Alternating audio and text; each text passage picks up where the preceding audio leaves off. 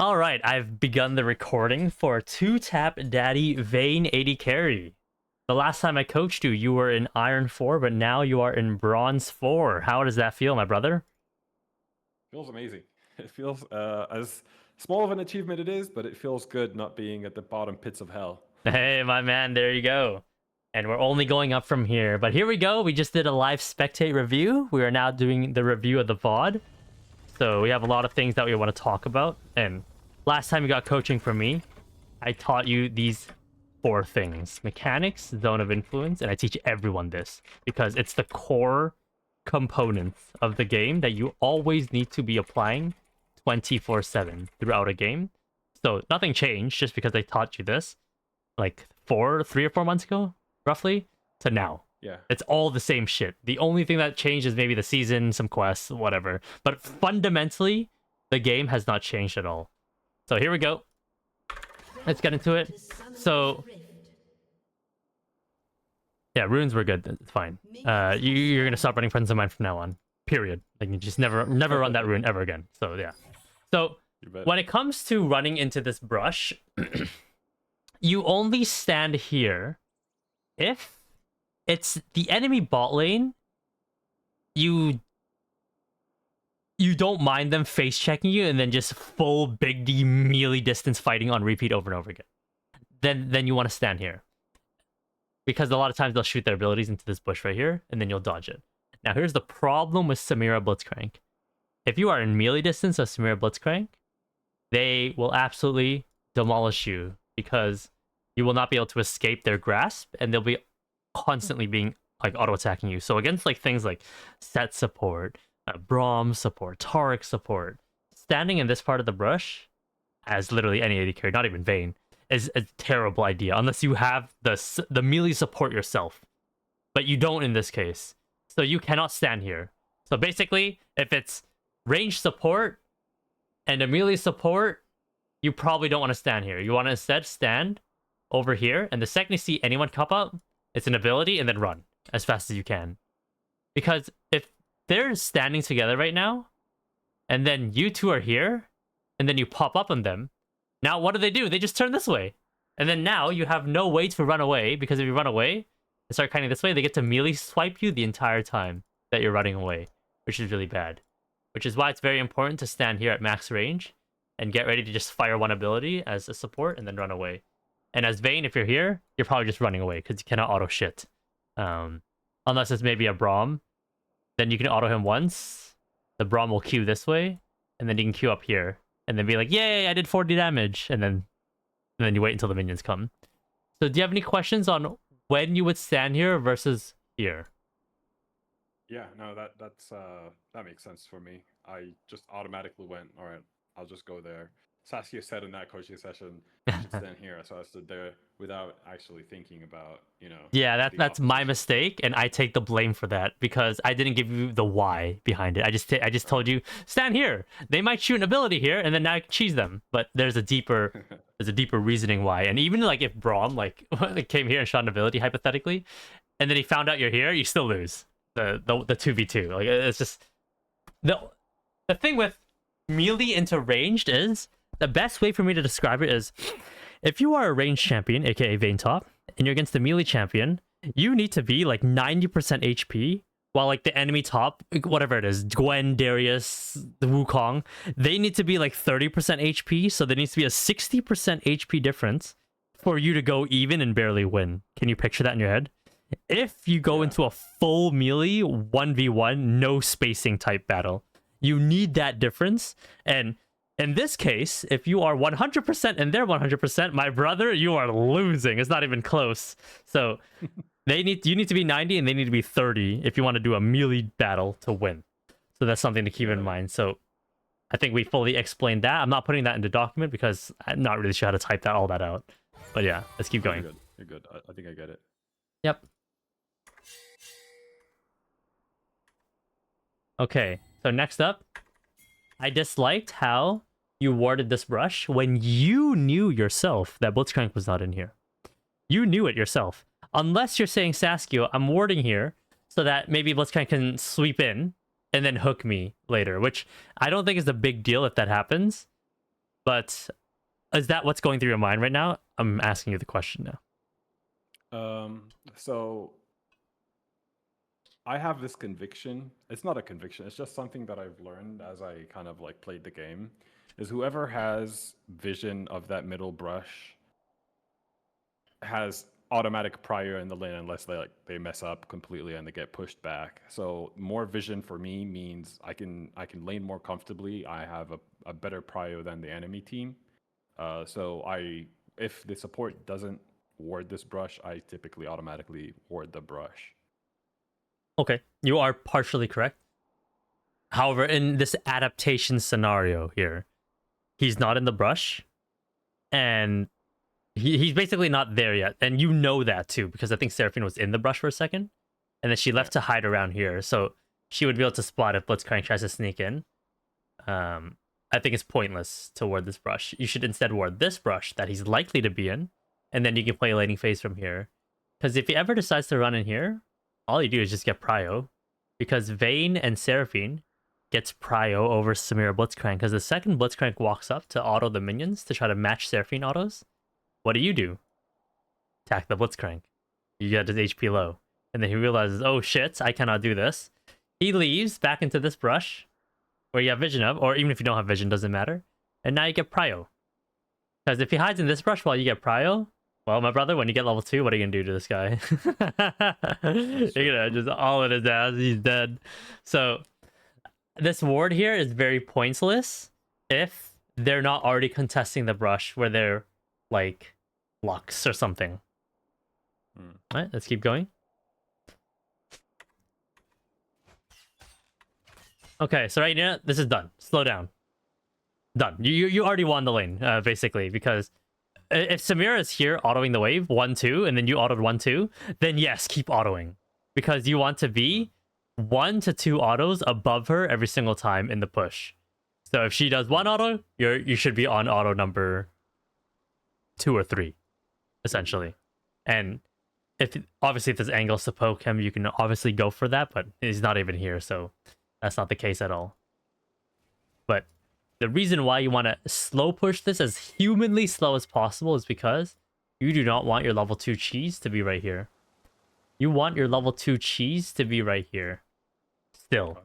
So you want to be able to wait for the next wave to come all the way in and be here. And this is a mistake a lot of players do. They're like, oh, let me push the wave to try to rush level 2. No. If you do that and the wave's over here, your level 2 is so dog shit. It's so close to the tower. You only get to level 2 cheese for like 2 seconds.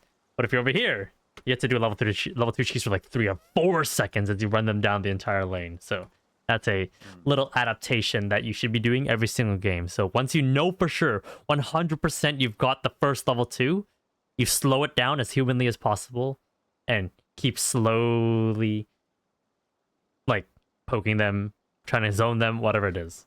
And then once you're actually level 2, pull the trigger. All right. Got it. So your last sitting here. Good.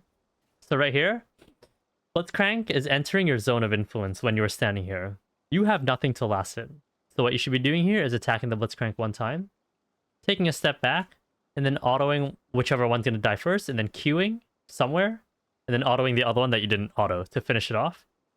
And then after that, you want to see what Blitzcrank is still doing. If he's still hanging around, then you can step forward for a second, and then give him an auto as he's running away. If he's gone, then you can't do anything, because what you were doing here is you were full focused on these 2 melee minions. But right now, you had a split second here when you were over here to attack him once without losing any of the minions. So that's something you have to be looking out for. He entered your zone of influence, which you know what it is. It's the area somebody can impact. So then why aren't you auto-attacking him? Because right now, his zone of influence is this. But we are fully aware that Blitzcrank Hook gets blocked by minions. So when you're standing here, it's not possible. Unless he flashes right here, then dings you. But who will do that? No one will do that. And even if Samira's right here and is ready to follow up on it, it still doesn't matter. It doesn't matter. You'll tank this much HP and then you'll just walk away and then you play the game from there if he does that. But in most cases, you'll auto him. You see the flash. Oh shit! You just queue right here and then just kill him now. He's dead. Okay, but the biggest thing here is my brother. He walked up. you need to auto attack him. And then, yes, you need to now figure out the minions situation for getting these two. Because in this season, it's so important to land every single last hit as an AD carry that is 100% free. And this is pretty much 100% free, these two melees. Because the faster you reach your quests as ADC, the faster you start getting more EXP. I'm not sure if you read the ADC quest, but everything that dies around you after that quest gets increased EXP. This is an ADC specific thing. So it is very important as an AD carry to not mess a single minion at all that is free, because that is how much more EXP you would be losing if you miss minions. Or you can argue it the other way around. That's how much more EXP you'll be getting because you didn't miss a single minion when you finish that quest. And it's only ADC specific. That is the most important quest to finish. Like, if mid laners are like 100 off their quest being done, it doesn't matter. You fucking go bot lane. Like, if the ADC's done its quest. But for ADC, you never leave the lane until the quest is done, unless you're like 20 away, then it's fine. But do you understand the AD, like, why it's important to land every minion here instead of going for poke? Okay. Absolutely. Sounds good. Especially go in top lane, like having a bit of experience in top lane since you and I last chatted. I started to realize more and more the importance of EXP. So yeah, when I saw that update, I was like, all right, cool. Like, I need to work on my last hits more than ever now. Yeah. And even on Vayne top, yes, you want to land every last hit. That's just a no-brainer because landing last hits need more gold, right? But the faster you get that quest, the faster you get access to teleport, which is really nice. But it's mostly mainly important on ADC. Top lane, I don't mind sacking minions on purpose to get the poke, to get a tower dive. That's cool. But ADC, unless I'm killing him in literally like the next wave, I'm not sacking minions for poke. That's not worth it. Got it. Hey, this is good. Right here. Right here, you should be posturing up. I'm not sure why you're doing all this fancy jazz right here. You should be walking forward here. If Blitzcrank angles to the left here to try to do something, then you angle to the right. And your objective here is to make sure that the Blitzcrank cannot walk up to any of these minions at all. Because right now, we can both agree you have nothing to last hit. All full HP, you have nothing. And he has something to last hit. So then in this situation, you can then be like, oh, okay. I'm going to utilize Zone of Influence here to calculate the Blitz hook. And I'm going to walk like this. So then I'm inside my auto attack Zone of Influence as Vayne. So if he actually goes for the minion and auto attacks it, I can auto attack him one time. And then I can run to the brush to reset minion aggression. Or I can just AFK here and just back up. So that there's no chance for a Blitzcrank hook after he lasts the minion. Got it. Yep, but that was pretty illegal. That auto right there. For free.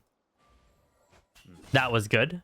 And then you backed off. Because you were afraid, oh, he's going to get the minion, then shoot a hook. So that's fine. What you did there, that was high ELO gameplay.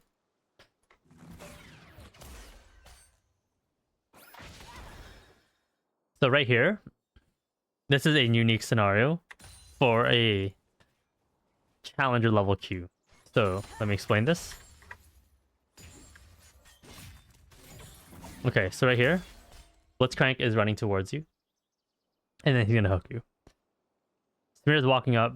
She has her Zone of Influence, which is her Q, and then her auto attack. Right now in this situation, this is an opportunity for you to turn. So right here, there's two ways you can Q. There's the low elo Q, which is where you Q to dodge the Blitzcrank hook. Because you're clearly out of this Blitzcrank hook right now. It's not possible to land unless he flashes on you. Because if he runs towards you, as long as you're running in a straight line, you will always escape it with Q. However, we're not trying to do a low elo Vayne Q. We're trying to do a high elo Vayne Q.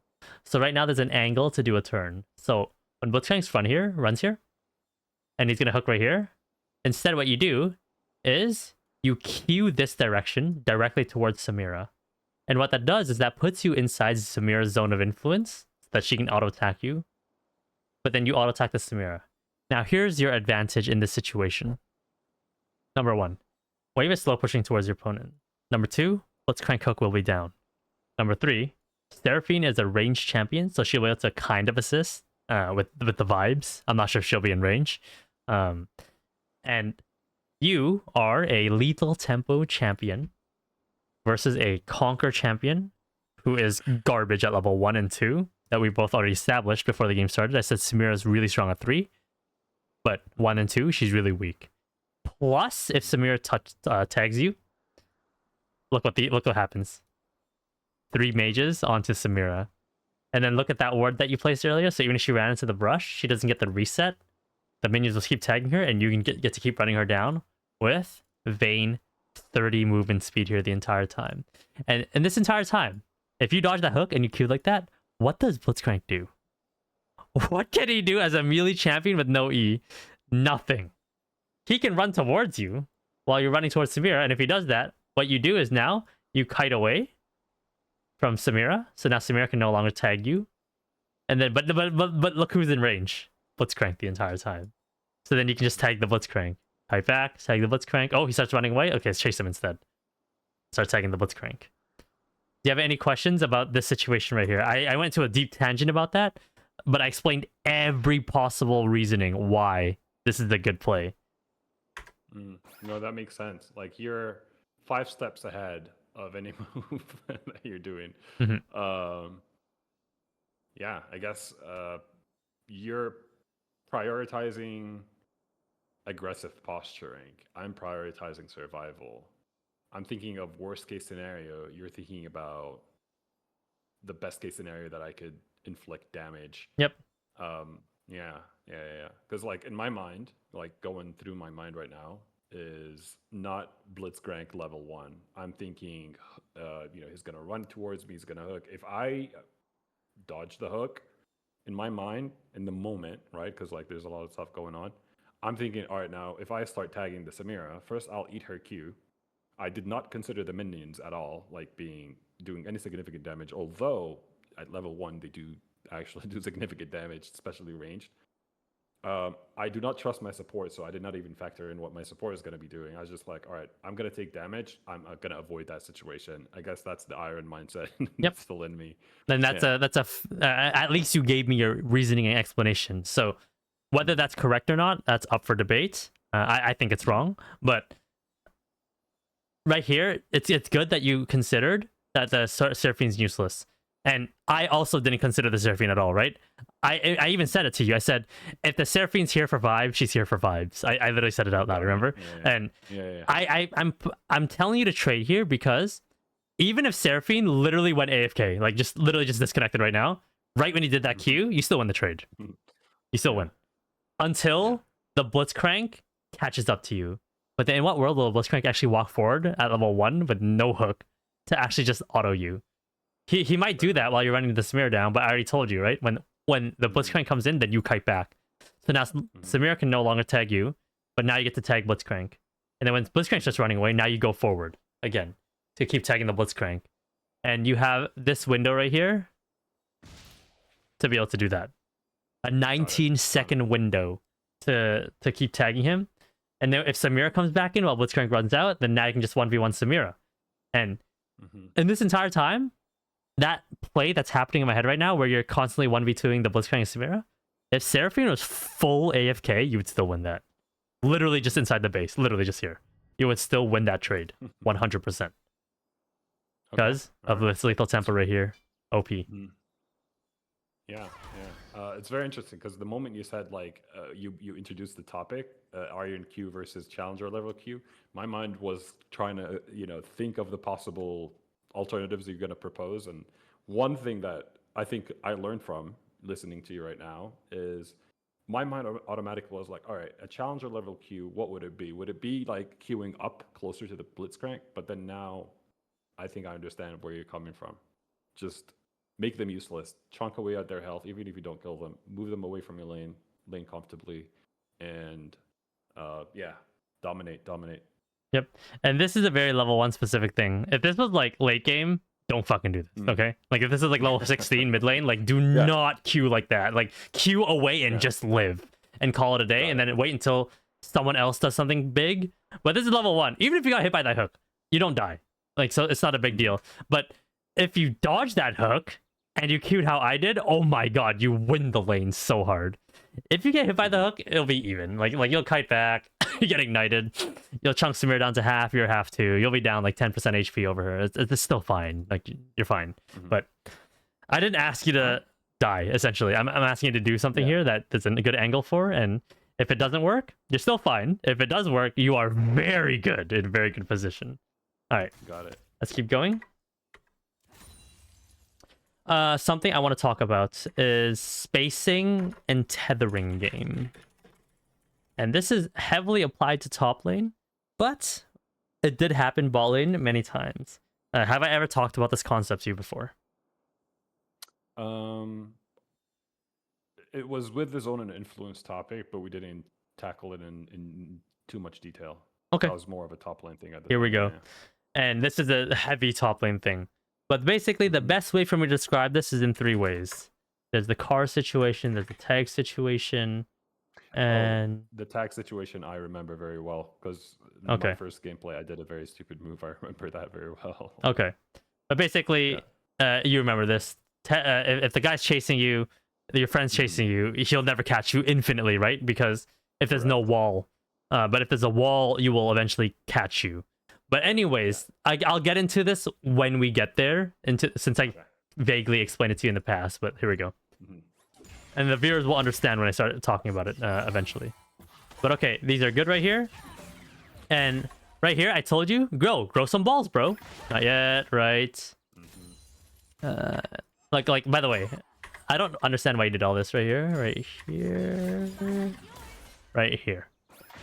So you dodged the Blitzcrank Q and Samira Q, but why are you not full speed sprinting straight into the fight right here? Because now you acknowledge that, okay, Blitzcrank Hook is down for 20 seconds. So at 140, I have to start playing safe again. Samira Q is down for like, what, 6 seconds? Something like that, 6 seconds. So you're good until 130.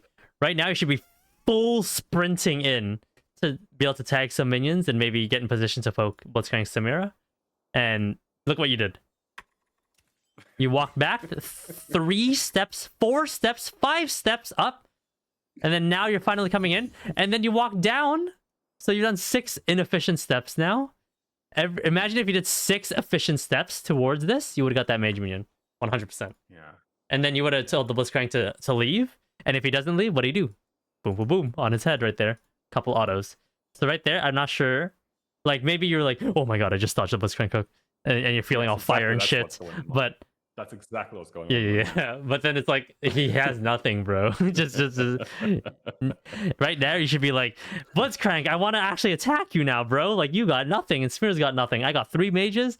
I'm gonna get on your ass. But then you're like, ding, ding, ding, ding, ding, ding, ding. Like, it's just all over the place. And I've noticed that. I've noticed that in all my gameplay, actually, now that you're mentioning it. Like, I do this a lot. You did it a lot throughout this entire game. I'm not joking. You did it like 5 different times. And then right here, you're like, let me auto the blitz instead of the mage minion. It's like, what? Remember what we talked about? The bot lane quest? Most important quest in the game. So. Yeah. But then right there, I saw Samira Q, so I was like, yo, grow some balls and do something. And look what you did. Right. You didn't do it well, but you did it. And look. Like, you absolutely fucked this guy. Like, this is what I wanted you to do in all your games after the coaching session. Like, you want to fuck people. And right here, the reason why you're able to do that play is because we both acknowledge the next Blitzcrank Hook is 143. That's the exact timer, right? If you want to have the exact timer. But 140 is the safe timer to start playing safe. And Samira, we've already acknowledged that her 1 and 2 is really weak if the enemy support doesn't land a crazy ability on you. It's only a 3 that's strong. And right there, in that exact scenario, Samira queued. Right here. Not yet. Right here. You saw that queue right there? Yeah. So 6 seconds to play full aggressive. You have until 137 to play aggressive. Then you boom.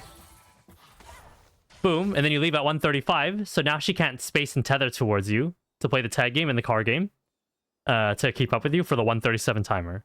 And even if she did, you would just fight her and just tank her next queue. You still win. It's fine. Because if she overtrades here, you win. Very hard. Not even close.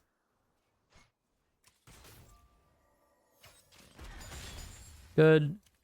Now, right here in this position, I don't like how you're sitting so far back. You want to be positioned a bit closer to them. And right now, the reason you are sitting far back is because you're thinking, oh my god, next Blitzcrank Hook is coming, right? And that's fine to think about. But the reason why you want to stand here is because you're in a position to potentially poke them and potentially make them think, oh, this Vayne might Q again in auto. And what that does is that puts like a little message into their head. Whether these bronze players actually think about that or not, I don't know. But a challenger tier player for sure, if I'm standing here, they might think, oh, Vayne might Q auto me right here in this situation.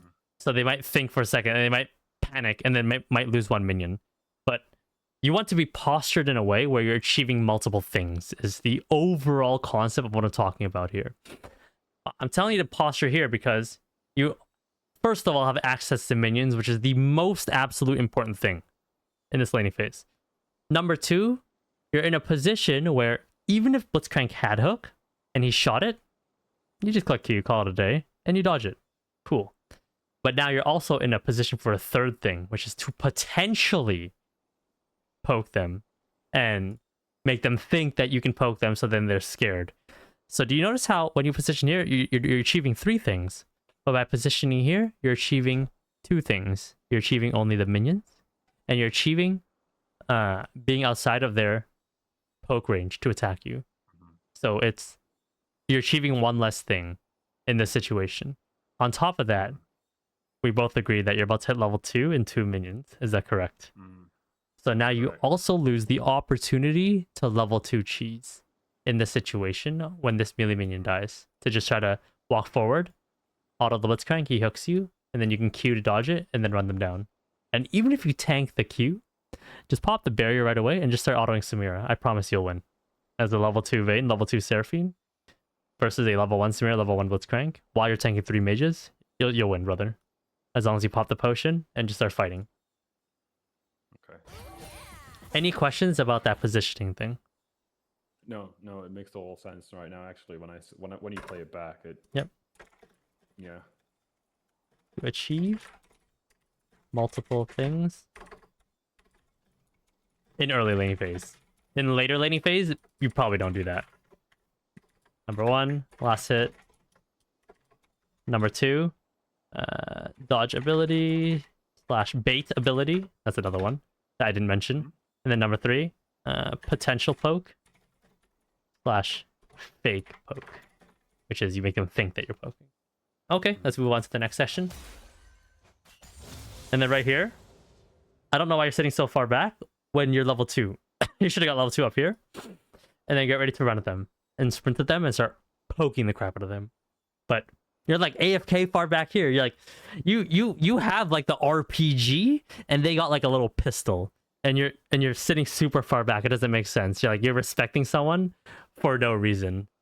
Where in this situation, I feel like you should be far forward and egoing the Blitzcrank hook.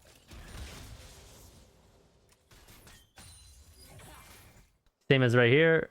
Like, we should be postured up behind this minion and making Samira think we're going to poke her and then having her back off. So she has to max range Q the minion instead of autoing it for free.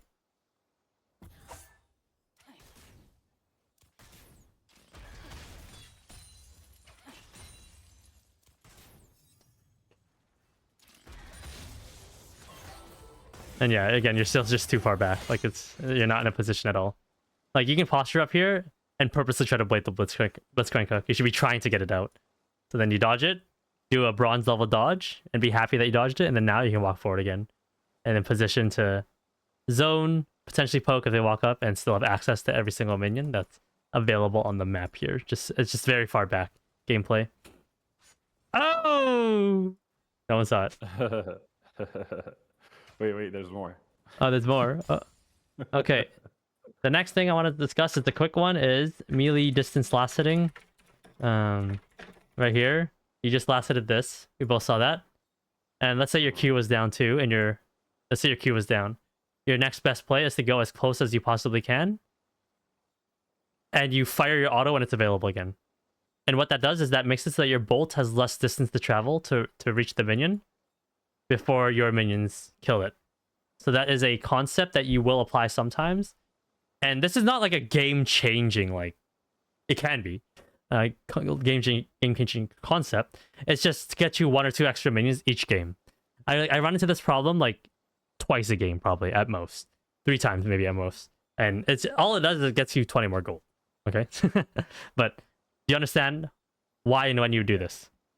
Yeah, you want to make sure you give the projectile the least amount of distance to travel. And you only do this if you're not going to die for it. Like, if you're going to get poked and lose all your HP, don't do it, like, in the middle of the lane.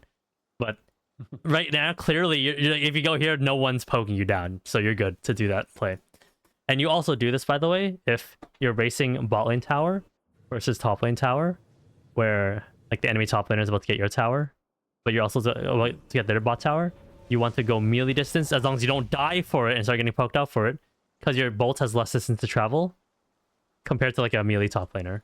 And that might be the difference of you getting first blood tower or not, which is like an extra like 100 gold or something like that. And that extra 100 Gs, I don't know, bro. I don't know. I'm just trying to min-max for you. That's it. So that's the quick explanation of that. But do you have any questions about anything I've discussed so far? And we're only at 2 minutes. No. Okay. I think it's perfect. Okay. Ooh. Okay, so in this position right here, I don't know why you're so far back. Oh, I do know. You're like, oh my god, I'm scared of a Blitzcrank cook. My mother, you got like 20 dudes in front of you right now. Just walk right here and just start wailing on these minions. If Blitzcrank walks up, wail on the Blitzcrank. You're not getting hooked. Trust me. As long as you don't enter this area right here, you're not getting hooked. If you're over here, you're chilling. You're too far back in this position. That was good. Do it again. Why'd you run so far? Stand right here. Do it again. Ding him one more time, and then focus on the minions after. Remember, it's about the objective zone of influence. Like, objectively, can he land the hook here? Not the fear of the hook itself. Fear is something that is not real, because it's something that you create on your own, and you impose it on yourself. But a real Blitzcrank hook that can actually, like, hit you, that is real. And Blitzcrank's flash hook is also real. But you thinking he might be able to hit you with a hook is not real. That's fake until it's actually objective.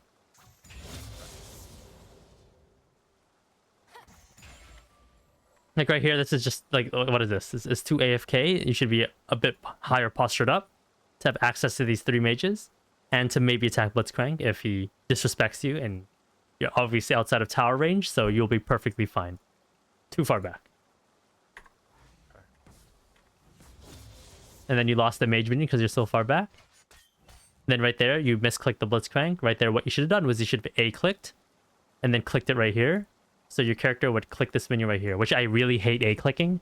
But in situations like that, you sometimes utilize it. And I've had situations where 2 mage minions are stacked on top of each other, but I know 1 mage minion is closer to like an A-click. Like, if they're like, it's probably happened to you before, where they're literally stacked on each other, but you know which one's gonna die first. So then you A-click on purpose, because you can't manual right-click, because it's gonna be 50-50. You don't know if you'll actually tag the right one. So you A-click on the side that's closer to the one that's gonna die. But in this situation, because Blitzcrank stood on top of the minion, your best bet is to A-click closer downwards here, because it won't target the Blitzcrank. It'll target the minion that's dying, and then you'll get that minion instead in that situation. So that's a very, very unique adaptation that almost never happens. But it just so happened this game because the Blitzcrank's standing there. The more realistic one is 2 mage minions stacked on top of each other. Okay, right here, you should be full attacking the tower. You should be careful standing here, because you see that opening right there? Instead, it should have been right here. And then right here, you'll be absolutely safe. One thing you have to watch out for is when there's like 4 or 3 mage minions left, a Blitzcrank can say fuck it and then go like this on you. So keep that in mind. However, that should not happen here, because Samira is not here. So you're perfectly fine. Good, you tag the tower, and I told you to leave because it's getting a little risky, and that play could happen. That exact play that I just mentioned can happen. So I told you to leave, which is good.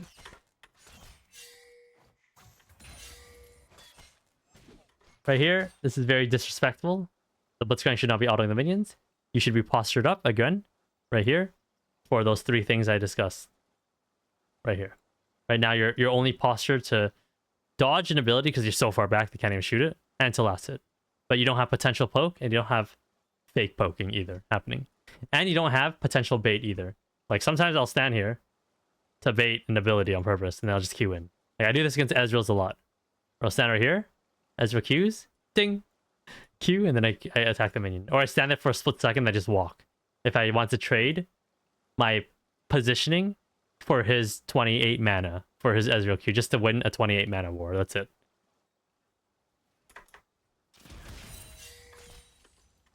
Oh, right there, attack him, please. No. Right here, my brother. Let's look at it objectively. Right in this exact frame, not yet. Right here. Look at this frame. Level 3 Seraphine, level 3 Vayne. Blitzcrank is literally in AFK positioning. Why are we not tagging this guy who's inside our zone of influence, disrespecting us? This guy has a little pistol. You have an RPG right now, and you're saying, nah, I'm gonna back up, dude. I'm scared. It's like, what? No way. You tumbled away. No. That exact moment, I You did need not to think attack about the levels. Samira, and then even if Samira is level 3, it doesn't matter. Like you still win that situation so hard, only because the Blitzcrank was literally AFK. And even if he was still here, I would just attack him. I wouldn't use Q or anything. I'd just attack the Samira. If it was level 3 Samira there, level 3 Blitzcrank, it doesn't matter. I'll just hit her. Because the minions are here. Blocking Blitzhook. Samira's walking up to a Vayne with Lethal Temple. Oh, hell no. I'm tagging you 100%. And right there, you just let her walk away for free. Without punishing her.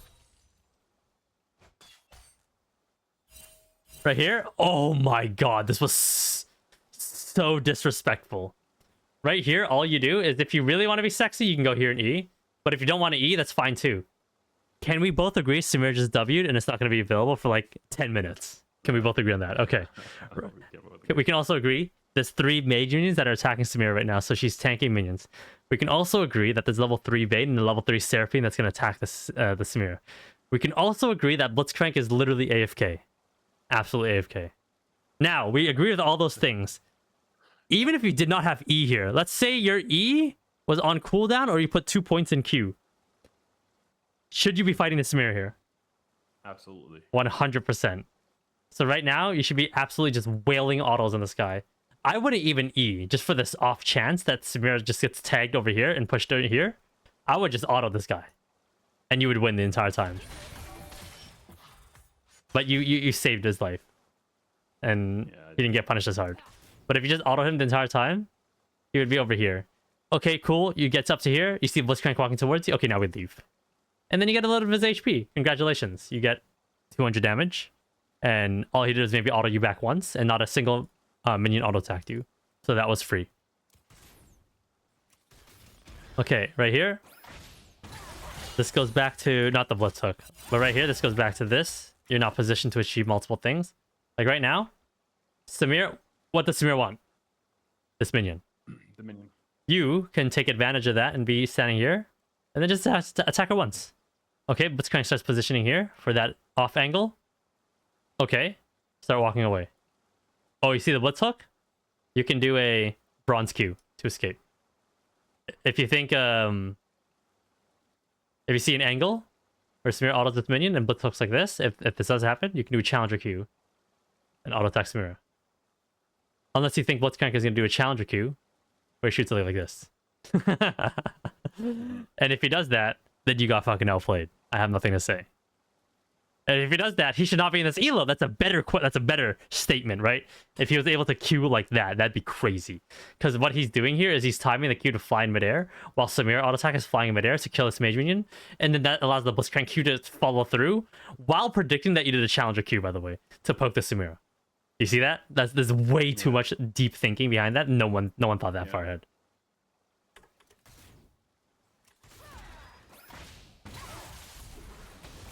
I'm surprised he caught me there. I'm actually surprised too. If you know Blitzcrank Q is gonna hit you, don't Q. Because if you don't want to nullify both abilities where now you're just not even there. Like, it's better to get hooked in here, knocked up, and then be able to Q away to create some distance from Blitzcrank autos. But if you Q and you don't dodge, obviously ideally you should have just Q'd right here. Just do a simple bronze level Q when the Blitzcrank goes here, not here. And then you're just fine. Then you play the wave. But if you are gonna get hit by it, just tank it. And then Q after you get knocked up. So then now you would Q. You would auto Blitzcrank once, Q here, auto attack, and then from there, see what he does. If he chases you, you kite back a step, and then you auto him. If he backs away, you can maybe go forward for one extra auto. That's up to you at that point. But notice how you queued, and now you're just walking out, and Blitzcrank is able to auto you. Right here. Turn. This is the spacing and tethering game at its absolute finest. Have I explained to you the card situation yet? Where car is moving in the same direction, opposite direction? No. You explained the tag for me. Okay. Let's explain the car situation. So, I'll explain in kilometers per hour. Okay. Car on the left is always 20, the car on the right is always 10. Two cars moving in the same direction in real life. What's the speed relative to each other right now? 10. 30. Oh, what? 30. Because you add both. Two cars moving in the opposite direction, what's the speed relative to each other? 10. 30. Because now it's both cars are moving in the opposite direction. So one is going 20 away, one's going 10 away. Relative to each other, it's 30. Now, Okay. both cars are moving in the same direction. What's the speed relative to each other? 30. 10. Because now it's 20 minus 10 in this Yeah, situation. okay. So Correct. that means the car on the left here will eventually catch up to the car on the right because it's moving at 10 kilometers faster than the one on the right. Now, Got it. can you see this exact situation in League of Legends? Yeah. So right now, there's two objects moving in the opposite direction. And this this game, this car game, is not played. It is played from a big perspective, but it's played from a tiny perspective too. For even a tiny split second, if you move in the opposite direction and they move in the opposite direction, you will not catch up to them again.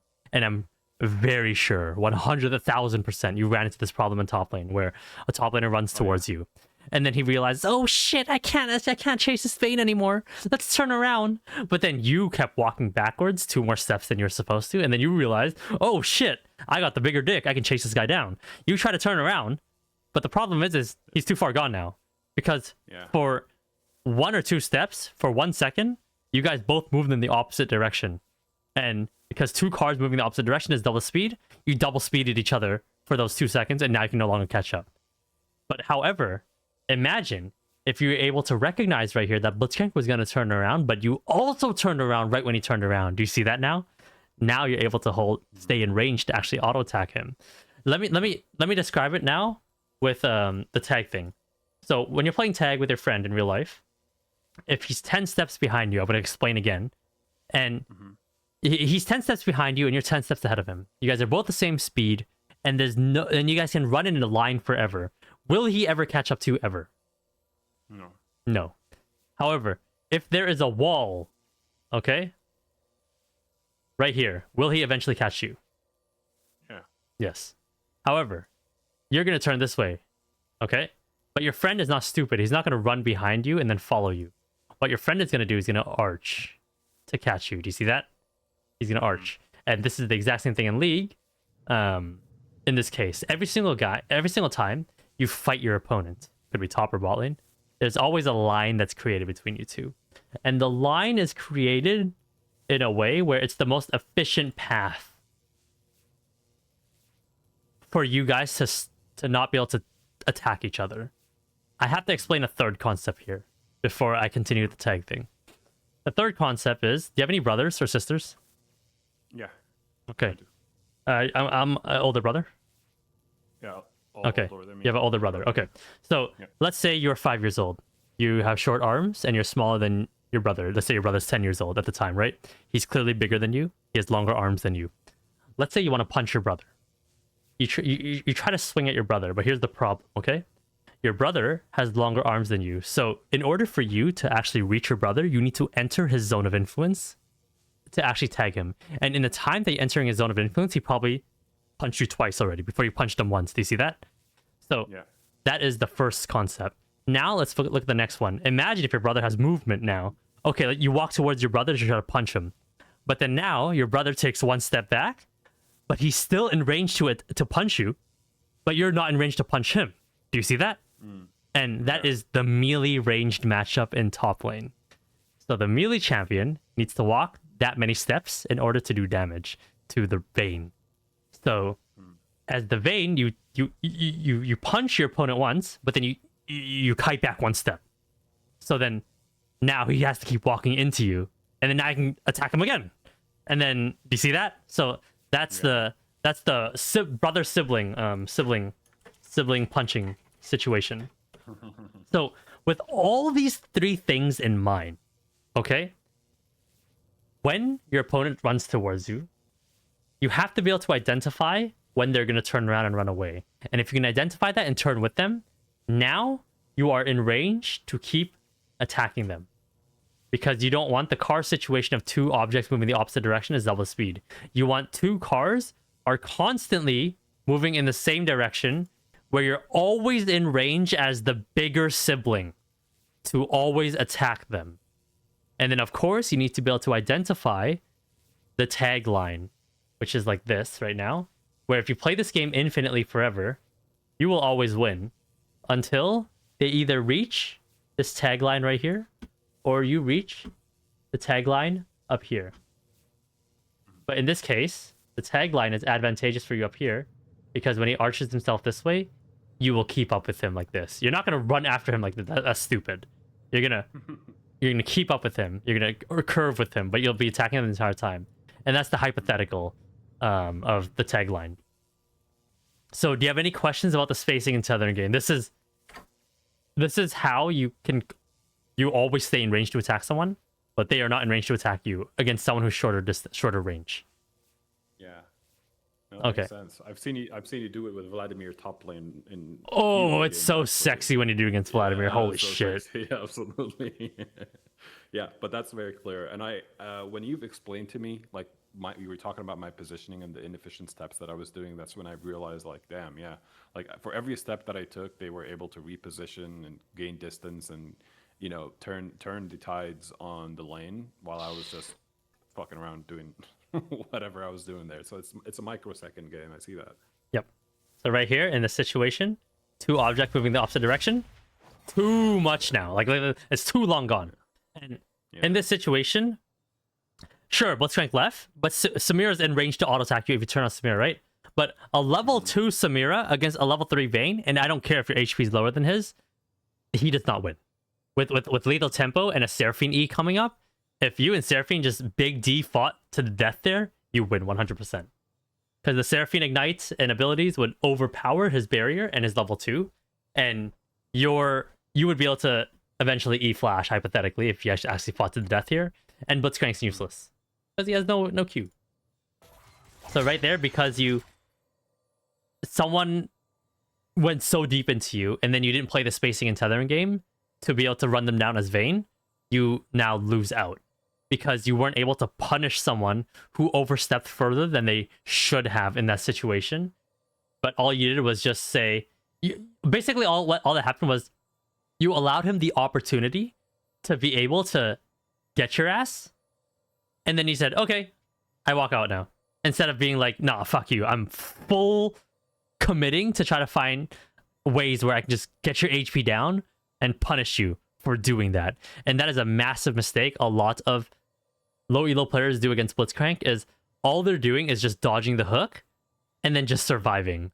But why not dodge the hook and then actually run them down? Holy shit. And actually make it so that their next all-in is a lot harder to do, or they can't do it where they're running forward. They have to do it defensively, where they just have to land a perfect hook on you. And that is how you win the Blitzcrank matchup. Let's keep going.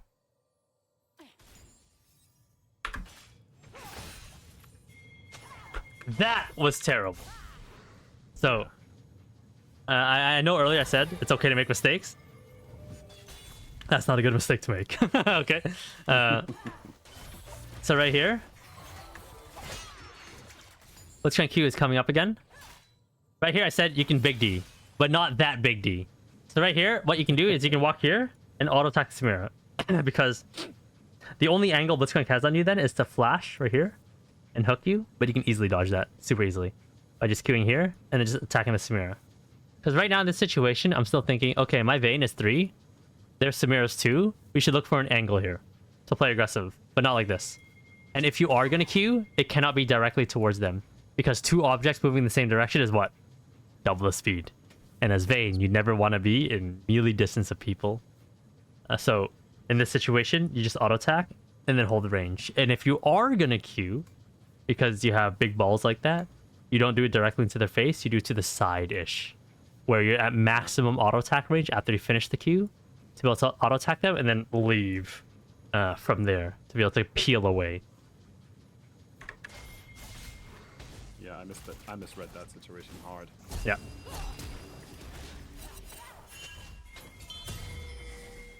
Okay, next. When you're in base, the first thing you should do, always, Click on the edge. is click on the edge. You're not doing it. So you know it, Yeah. but you're not doing it. So then you I have keep on information, but if you don't utilize the information, then you're not improving at all. And this is not like something high elo. Like this is very simple to do. So you have to be able to constantly remind yourself to do it. Because if you constantly remind yourself to do this, then you're improving. Because now it becomes habit. And I'm not sure if I said this before in the past, but your objective when it comes to climbing in League of Legends is to make as many things as autopilot as possible. Because the more that this is ingrained and just like autopilot into your body, the less you can focus on it and now focus on other things like just big things like where's the jungle pathing, like who's stronger right now, are we playing for dragon, you see that? Like those are the big things that's unique to each game. But you clicking to a fountain, to the edge of the fountain each game is not unique. It's the same shit on over and over again. So you all the free things, and this is pretty free to do, you should be doing. It just trying to ingrain it every game into your gameplay. So you can just forget about it and it's just autopilot. So this is one of them. Okay. Understood. Okay. Wave state wise, because you watch a lot of my videos, you're able to identify, oh, it's pushing towards them, it's pushing towards me. So right now the wave's slow pushing towards them, kind of fast pushing. But right now you need to be hard shoving the wave because you do not want to be in a position, and I even said it in the game, you will be 12 seconds without a support if their bot lane comes back like at the same time. So then you want to just be able to nullify that 12 seconds by just hard shoving and calling it a day. Not sure if you remember, but yeah. I remember. And if anything, Seraphine waited so long, like much longer in the base, so you don't even get 12 seconds, it's like 20 something seconds.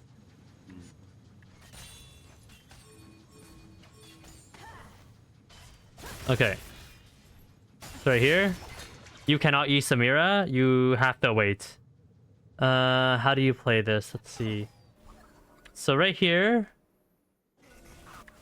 you know Mundo is coming bot side. I didn't say anything. You're pushing. So you know what's going Mundo's bot side. How do you play this? Okay, you need to E Samira right away. Fast. This is too slow. If you do it now, it's an obvious W. Now the next thing is okay, you're still okay. You should run. You should have arched yourself a little bit more to downwards to dodge the Mundo auto. Let me see. No, you don't do that. You run straight towards. You tank the E. Okay.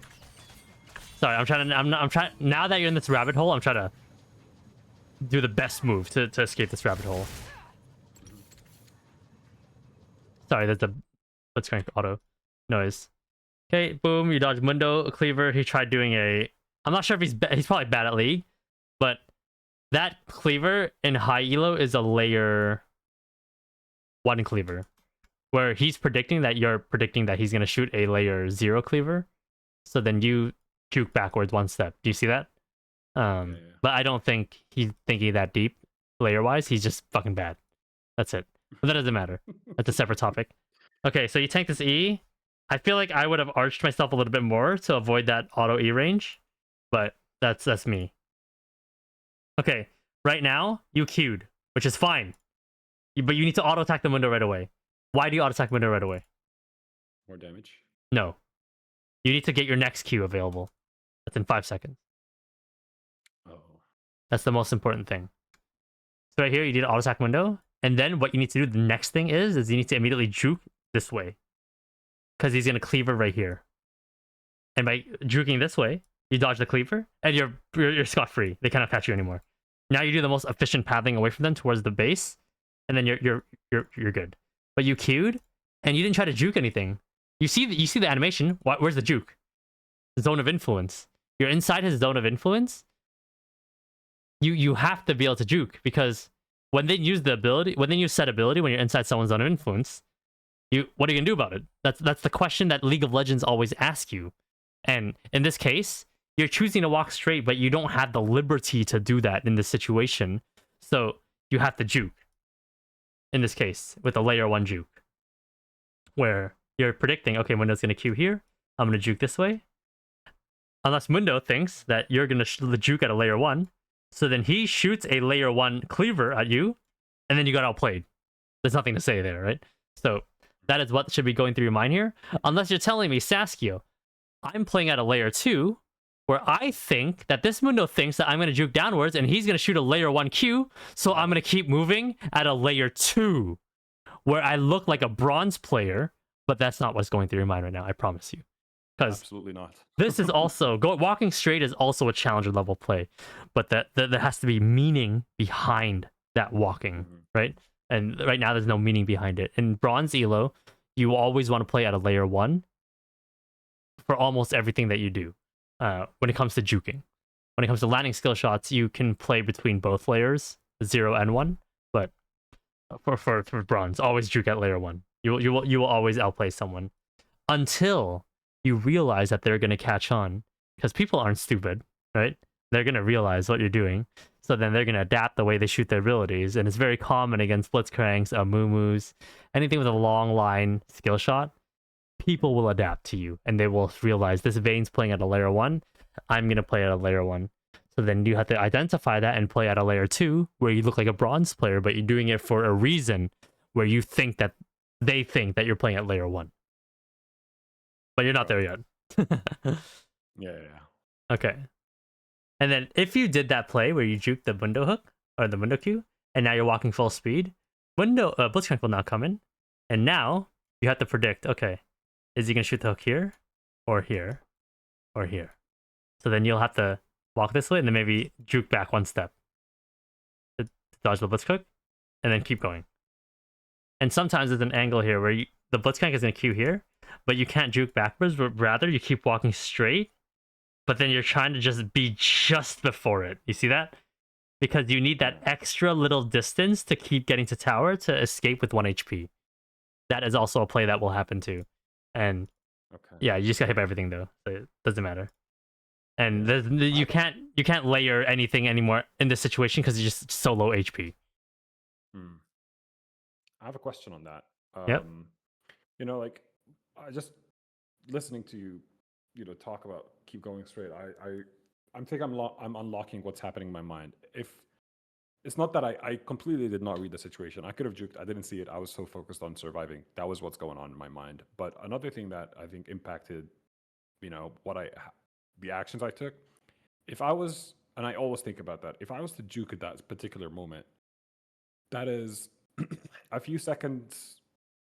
I mean, yes, I would be dodging a possible ability, but I would also be slowing myself from moving forward, creating more distance. Yep. So it's like a question. It's like a question of I juke and have them catch up to me faster. But like in that situation, what is the cost benefit analysis there for you? So in this situation, yes, you are correct. If you juke that window cleaver, they do catch up to you. But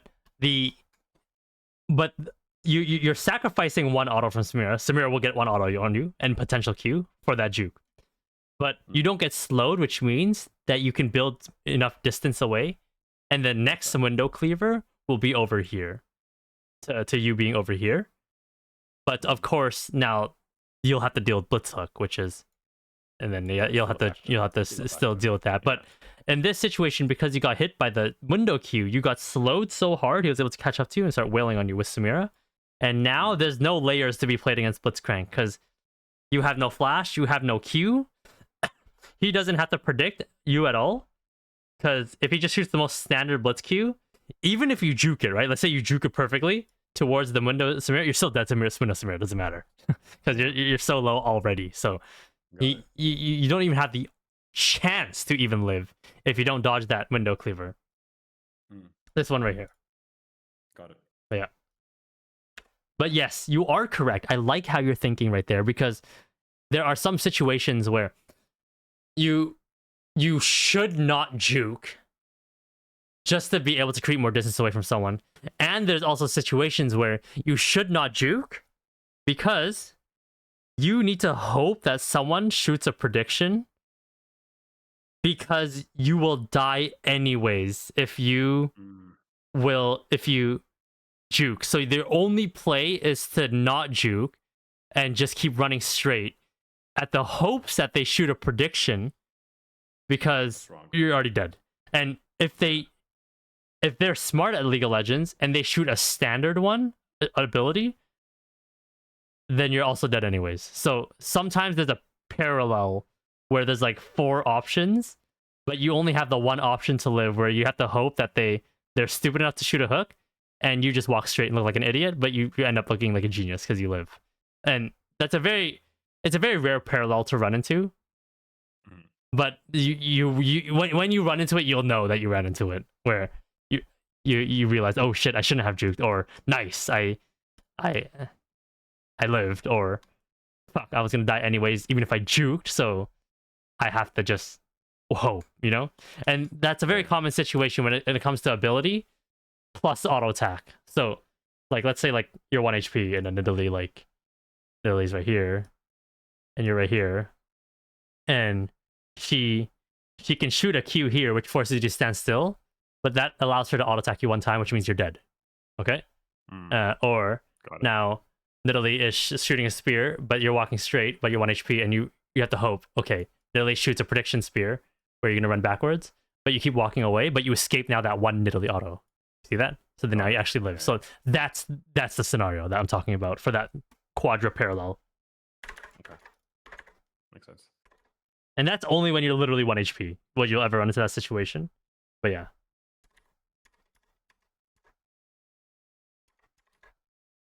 Okay, some shenanigans happening. You're like, Saskia, do I go to the fight? L to the no, you don't, my brother. Look at the wave state. Slow pushing towards them. You hard push this wave. If you guys spam ping me, Shaco, Malzahar, Seraphine, I don't give a fuck. I don't give a shit if you spam ping me. If this is Korean solo queue and you're playing in Challenger, rotate. Because they're gonna leave the game, okay? They're gonna leave. But this is EU solo queue in bronze. You're good, my brother. You're good. Push the wave. That's why I hate Korean solo queue, by the way. I haven't played in it, but I know when I do, I have to do shit like this where I have to leave the wave and just go. But when we get there, we get there. Okay, next up I told you to tag the plating. I told you to worry about Blitzcrank from the left. He never showed up, so you keep tagging the plates. Tag the minions. We acknowledge Samiro's mid lane. Okay, you based here, which is fine. Way slow pushing towards us. Good, good, good. All good stuff. Way slow pushing towards us. That was a good poke because you have minions. Good stuff. Right now, you want to shave the wave as much as you can without bouncing the wave back. If you're scared, don't touch it at all. And just last hit. Good. Don't follow up on that poke. That was a risky one. If you're going to follow up on that poke, my brother, which is fine, you need to do it properly. So right here, Seraphine lands E. You should have already been postured over here. But it's fine. You queued. You auto. This is all fine. This is all still fine. But why are you walking straight? Let's try to walk towards you and hook like this. What you should be doing is you should be hard cutting right here. And how does he ever land hook here if you hard cut? The only time he can land hook then is to run you down and then catch you when you're over here. That's it. That's like the kind of like a tag game. But look at the way you walked. That doesn't make sense. Has to be a hard cut. Any questions here? Okay. No, that makes sense. Yep. Also, I hide behind minions, so he wouldn't be able to catch me ever. Yes. I did it late. Yeah, you realized it late, but if you did it right away, you'd been fine. Yeah.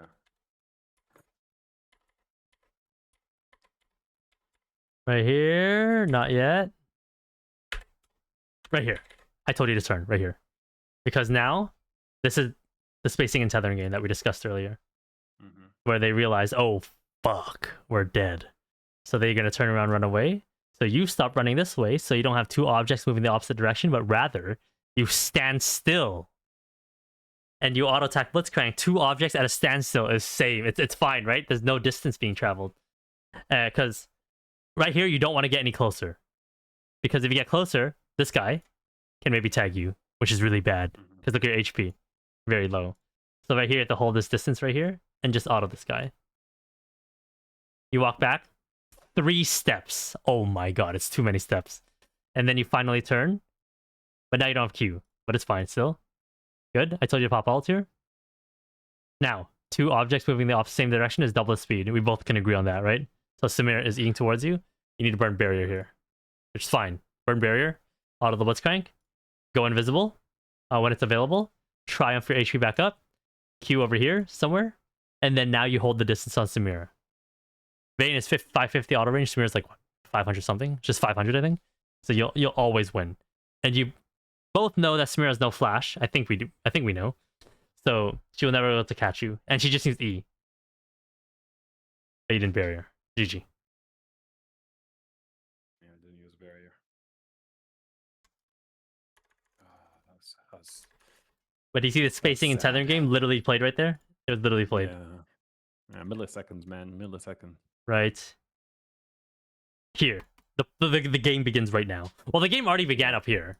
But the turn opportunity now begins right here.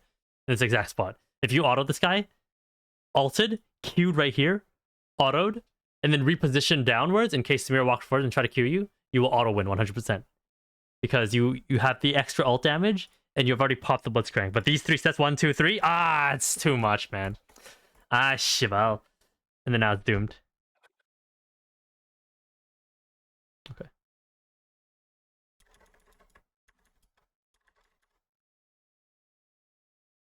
Okay, the rest of the VOD review should be quick because every concept I want to talk about is done. Do you still see my screen, by the way? My second monitor died. It's frozen. Okay. Let me plug in my second monitor. 1 second.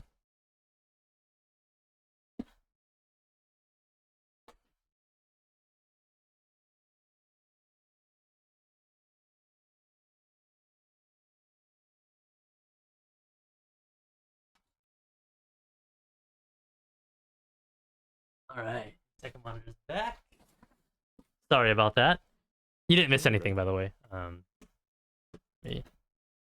Yeah, when I crank up my standing desk up and down to walk on my treadmill, it like moves the wires and shit. Yeah, by the way, that's a very smart investment. Gotta say, it's efficiency. I have one myself. I don't have the treadmill though, but I have the standing desk. Yep, you can just stand there and you burn extra 60 calories an hour. I've done the math. I'm like that. You're very scientific, yeah. Stop streaming. Share screen. Entire screen. Okay, tell me when you see my screen again.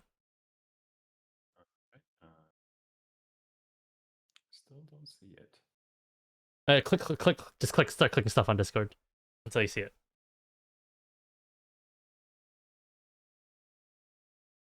Oh, never mind. Okay.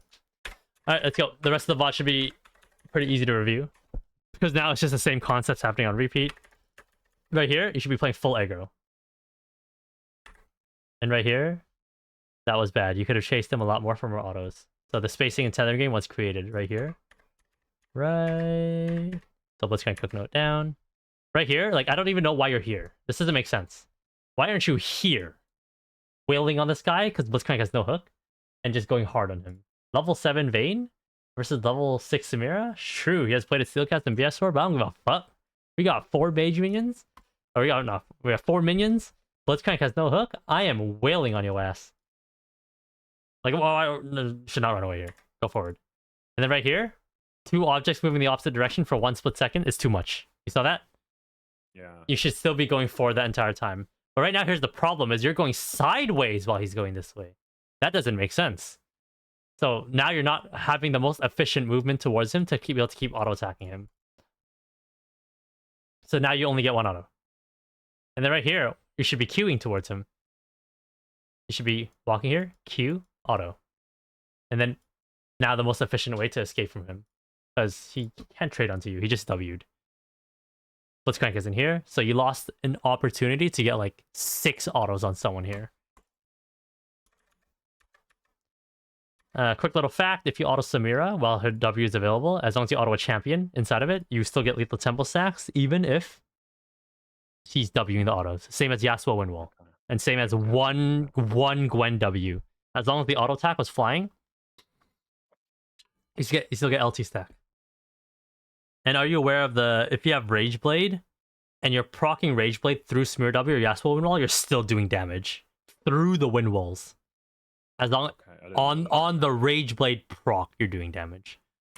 Okay. Yep, it goes through the wind walls.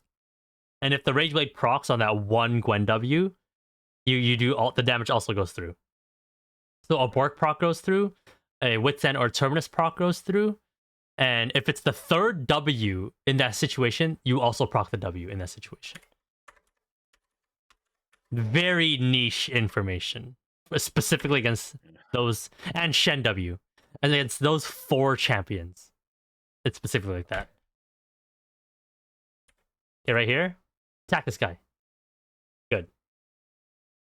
Good. Kill this guy. Ult him right now. Did I scream ult? Yeah, I screamed it, and then you finally responded so late.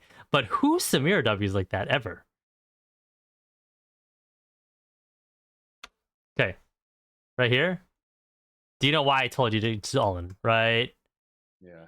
Now. No W her. No Blitz Hook, no Samira W. Holy shit. This is so free. You took too long. Ult. Yeah. And then you like padded like this way, which is really bad. It should have been full forward, the most efficient way to move towards him, to keep up with him, so that you can keep attacking him while moving with him the entire time.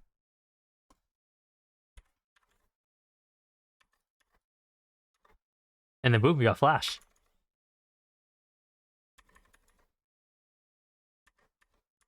Wave states, not much to cover because you just copied me.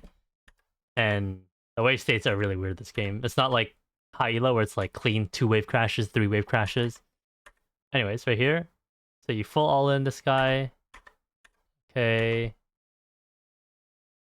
Holding melee range against Samir is really bad because it makes it so that he doesn't have to aim his Q. But if you're holding range distance, it makes it so that he does have to land his Q. He's still probably going to land it, but there's a chance he might miss it, thinking that you're doing a juke.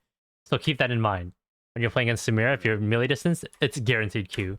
Because the way Samira Q works, there's a target directly in front of her. The Q goes like this instead, which means she's landing that shit. But if it's too far away, the Samira shoots a Q instead, which means there's a chance you might actually juke it, instead of actually getting swiped by the Q. She does extra magic damage on her melee Q, right? That I think. Probably. I'm not sure. I don't think so. Alright, never mind. Yeah, I'm not sure. But yeah. I also don't like, by the way, how you queued this way. And the reason why is because right now, where's the game of tag being played? Like this. Wall. I'm caught. The wall. So now that means you have to do inefficient pathing. This is the most efficient pathing you do, but the entire time she's able to whale autos on you. The entire time. Yeah. But if you queue this way, there's a possibility that you can build distance away from her, where she'll turn around, and then you also turn around with her. And now the game is being played. Where the game is like this. And then, if she keeps running, you're gonna arch yourself to be able to keep up with her and auto-attack her the entire time. Yeah. And if she chases you, you're fine. This is your line. Yeah. Go ahead, what's your mind? In my mind at the time, I don't know why, but something in my mind just, I wanted to E her to that brush, to that middle brush, ward it, and run her down. That I saw it at some point in the game. I tried to do that, and I think that cost me a lot. Yep. So you have an explanation and a reasoning, and it's wrong. That's all I have to say. It's wrong. Yeah, fair enough. You can do shit like that when both of you guys are like 20%, 30% HP. And you do weird shit like that where you try to eat on the wall. But when it's both full 100% HP, you don't do weird shit like that. Especially at this stage of the game where it's like level 8. If it's level 16, yes, you can do it if you're both 100% HP. But not right now. Okay. And then right here, you left the bush. Yeah. Like right here. It's like, no, and then you auto the minion. It's like, no! Goodbye. I have nothing to say about that. That's just I'm mechanically challenged sometimes, especially in those situations. Wait, state's fucked.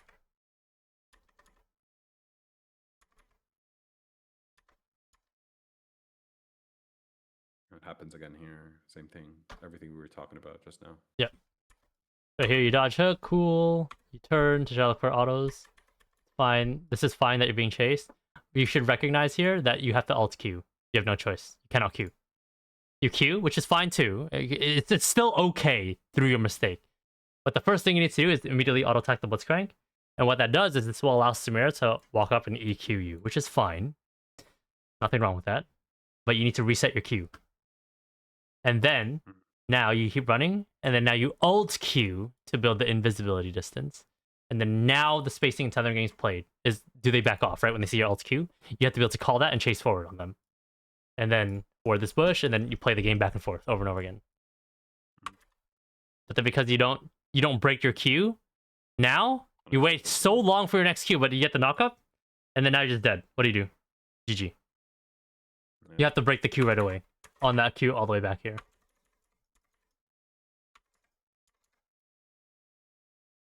Okay, good. Stung by red buff. Probably more efficient to attack blast plant like this. Ding ding. Probably more efficient. Unless you think someone's in this bush, but no one's in that bush. Okay. Samira is mid lane. We both acknowledge that. You should be playing so hard on this tower. I felt like you weren't on the tower. Like, what is this? You're not on the tower yet? Finally on the tower? You're not doing efficient damage either? Like, you're like doing all this raw stuff. Just wail on the tower. And honestly, even if you get hooked with this many minions, what does that even do? You lose this much HP. As long as you're not attacking the Blitzcrank right when you get hooked, you're going to be okay. And then I E him to them. I don't Yes, know why I did that. That was pointless. Like he's alone, just wail on the tower. You're chilling. Okay, this is good. Fine. So do you see the bar underneath her thing? I think you have to wait until you see that. You see the red, and then that's when you E her. I said to E him soon in the game, not right away. Yeah. Yeah. But right there, that's also my fault too, because I didn't tell you like to look for the red underneath his bar to then E him. Because most Samira players will click R right when they have it available. A high elo Samira might be like, oh, the Vayne's gonna E right when I ult, so I'm gonna hold my ult on purpose for a second to wait for the E to get pushed, and then I go back in and then ult. There's no way this guy's thinking that. There's zero chance. If he has his R available, he will pop that shit right away. Okay, you clear mid, you rotate the dragon, cool. And right here, I told you to go in. Good. Good. So notice, macro-wise now, you pushed mid, you rotated to dragon. Okay, dragon's down, you rotated to bot, good. And then you got some kills on bot lane. So that is good macro gameplay. Your R is clearing mid wave first. You swung by red buff here. Clear mid wave. And then now you move off the wave again. You rotated bot lane. Boom, you find Samira. Not the best mechanics, but it's still fine. I would have eaten him right away. And I probably wouldn't have popped ults there. Right here, I told you to go on Annie. But because Annie used her stun, you can tank Tibbers and you're fine. If he had 4 stacks and you showed up here, this is what you do. You auto him. And then you wait a second. Then you flash right here. Do you see that? That's what you do. And what will end up happening is the Annie will Tibbers on the spot right now. And every single Annie player has watched some guide on her where the guide teaches them that, oh, when you have 4 stacks on Annie, you click R, right? Every single guy tells you to do that. But if you acknowledge that and you know that every Annie player has been conditioned to do that from watching guides and watching Annie bot and whatnot, or LS, they will fall victim to the Vayne play where you show up beside the Annie, auto attack, and he goes, oh, look at Vayne. She's standing right there. Let me click my R with my 4 stacks. But then you're over here. You see that? And then he clicks his R over here. And then now you just kill him. Because now his stun's gone and his biggest damage dealer is gone. Now he only has Q, W, and E. Like, what the fuck is that going to do to you? Nothing. Now, if you're against a Challenger Annie, the Challenger Annie will do 2 things. She will Q you right when you show up with her 4 stacks. And it doesn't matter what you do, you're dead. You see that? It doesn't matter what you do. You can flash, you can... if you don't have Zhonya's, you're dead. Because the Q will fly towards you no matter where you go, hit you. She'll see your silhouette of where you are if you're actually invisible, or wherever you flash to, and then she'll R you then. And then you're dead. Or she will not ult you right away and wait for your flash, and then ult you in your new flash location. That is what will happen to one of two things against Challenger Annie. But we're not playing in Challenger, so we're chilling. Do you have any questions on how to approach an Annie? No, that makes sense. One question I have, is it like, will her Q follow me even if I disappeared? Is it like Yes. the Yep. Nautilus? Oh, okay. It's not like that. It's the same thing as Nautilus. Yep. It doesn't give a shit. If once it's flying towards you, you're done. Like you're done. You better have a QSS.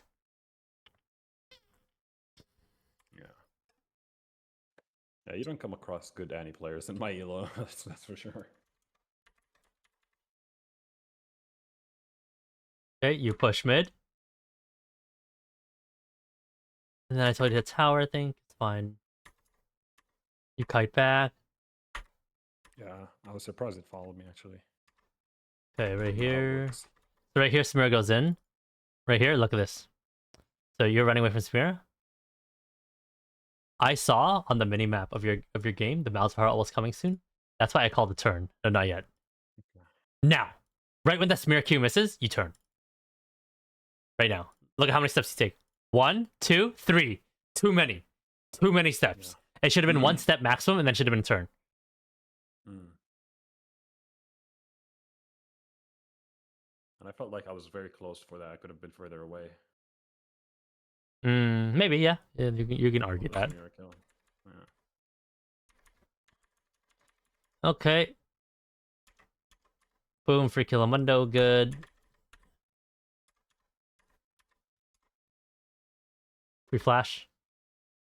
Oh, yeah. Okay. Push mid, then rotate dragon. This is the Saskia macro. I don't know why you are here. This does not make sense. You should be right here, because this is the most effective position to be in for your next POI, point of interest. Your next point of interest right now is to rotate to mid lane and cash this mid wave, maybe. Unless you want to base, then you can being here is fine if you want to base. I'm not sure though. I don't think you wanted to base. So then why would you be in there? Look, now you're rotating to window. So then you should have been over here to rotate into the jungle. So when you're doing an objective, you want to be positioned as close as you can to the place that you're going to go to next if the objective's free. If you're about to get contested and the enemy team's about to come in and start wailing on you and actually killing you, then yes, you can position like that. That was fine. To position like this, but they're now coming in from these two angles. So then you're inside the pit, as far away from them as possible, to have all the time in the world when they're firing their abilities and coming in. Then you can try to juke back here. Got it.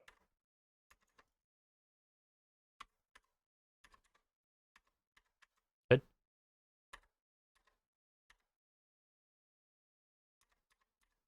Good. And then, yep. Yep, all good. Free flash. If you're good, what you can do is you can go like this. Ding, ding. That's what you can do. And then pop out right beside him and go from there. But what you did is also fine too. Oh, that's if your Seraphine also does this, by the way. If Seraphine dings right here and then you ding right here like this, then that is good. Because now it's a sandwich from two angles. But it's hard to communicate with a random support. What you can do, by the way, is you can purposely stand here. So Seraphine also stands here, thinking that you guys both go here, then quickly reposition here and auto it fast before Seraphine can respond. So you're playing to this guy's psychology that he's bad, and then you're dinging here, then you ding over the wolfall. So you're thinking about how bad someone is, and they're not able to respond to, but you're using it to your advantage.